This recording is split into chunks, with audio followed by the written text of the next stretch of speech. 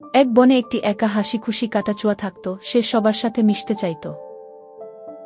একদিন বনে ঘোরার সময় সে দেখল কিছু খরগোশ ছানা খেলা করছে।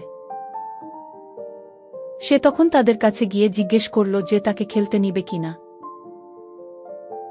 খরগোশ ছানাগুলো তার কাটা দেখে সংকোচ করল, বলল যে তার সাথে খেললে তারা ব্যথা পাবে। কাটাচুয়াটি মন খারাপ করে চলে গেল। তারপর একদিন বনে হঠাৎ দমকা হাওয়া ছেড়ে ঝড় এলো।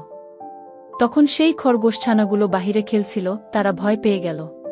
সে পথেই কাটাচুয়াটি বাড়ি ফিরছিল, সে বিপদ বুঝতে পারল। সে ছানাগুলোকে উদ্ধার করার কথা ভাবতে লাগল। সে নিজেকে কুকুরে বলের মতো করে গড়িয়ে ছানাগুলোর কাছে পৌঁছাল। তার কাঁটাগুলো এই বাতাসের মধ্যে মাটি আঁকড়ে চলতে সাহায্য করল। কাটাচুয়াটি ছানাগুলোকে ভয় পেতে নিষেধ করল, হাত ধরে ধরে নিরাপদ স্থানে নিয়ে এলো। ঝড় শেষ হল, বিপদ কেটে গেল। খরগোশ ছানাগুলো কাটাচুয়াটিকে জড়িয়ে ধরল, সে নিজে যথাসম্ভব কাটা লুকিয়ে রাখার চেষ্টা করল।